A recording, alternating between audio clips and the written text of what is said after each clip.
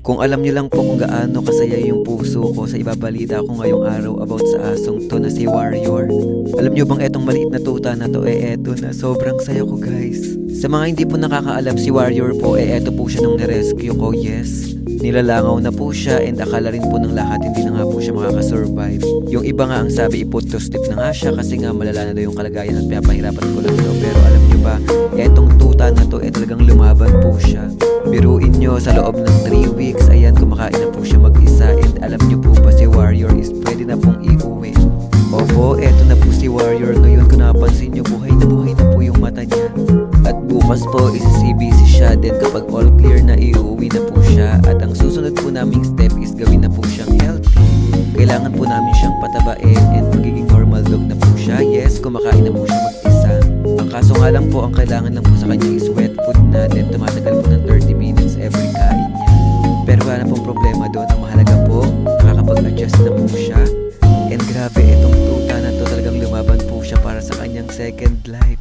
Sa mga nagdasal at nagmahal po sa kanya, isama niyo po rin po siya sa prayers niyo na sana mas tumagal po ang buhay niya at mas maging healthy pa po siya. So ayun lang po, gusto ko lang po talaga mag-update ngayon. Maraming salamat po sa inyo. Eto na po si Warrior ngayon.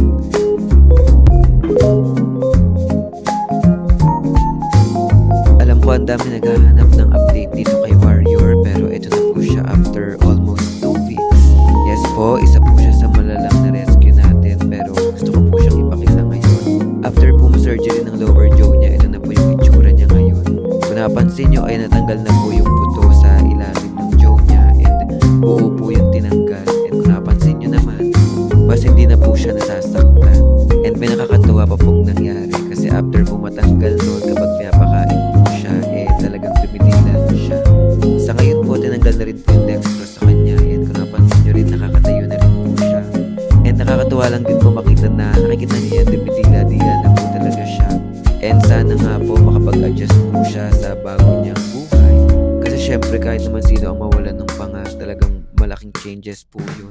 So itong part na to, kung mapansin nyo siguro kapag kakain po siya, ganyan po yung mangyayari. Yung dila niya na lang po yung kukuha ng food. Kaya ang dapat pong pagkain niya is mga wet food na lang, forever na po yun. And yung lower jaw niya, nakikita niyo po yun parang malambot yung part na yun. Medyo titigas yun daw po yan. Nakakatuwa lang kasi kahit sobrang hirap ng pinagdaanan ito ni Warrior, talagang makikita po yung willingness niyang mabuhay pa. And sana nga po mapahaba pa po natin yung buhay niya and sobrang effort lang po talaga yung kailangan.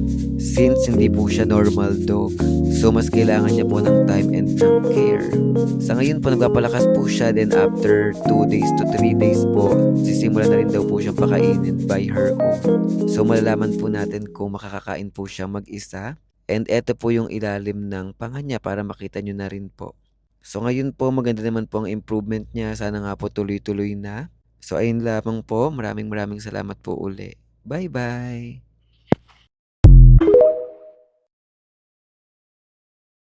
So ganyan naman po siya uminom ng tubig. Hindi ko alam kung nakakainom siya pero feeling ko oo. Kasi di ba yung dila niya? Medyo matagal nga lang. Kumain na din siya. Ganyan po siya uminom. Kita niyo yan? Lumalaban. At saka ang ganda na ng mata niya, no? Oh.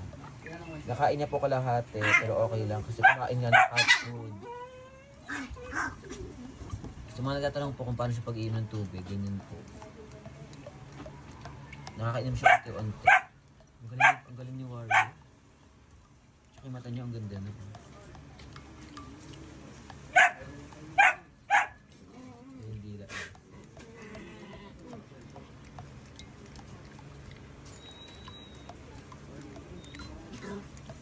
Ang galing niya, no?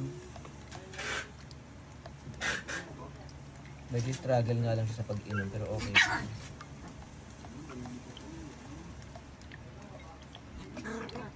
Napag-aalitan niya na, oo.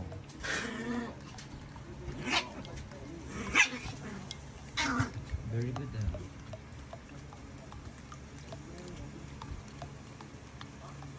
Nakitaan niyo tuloy tayo kung paano siya ng tubig. Nababawasan naman. Ang galing niyo.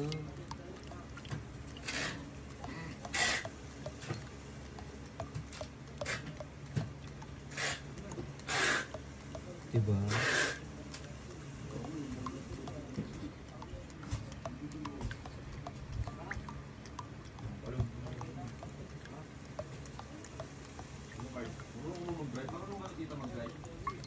Diba ang galing?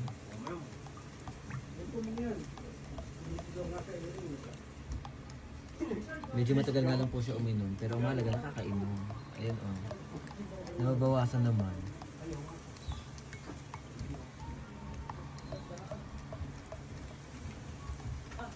Galing, laban na laban talaga siya. Punasan na natin siya, tapos na siya kumain.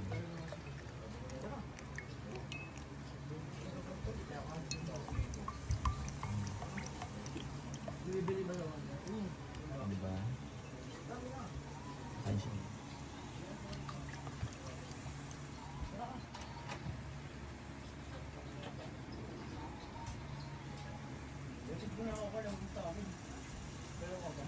Pwede na itsura niya.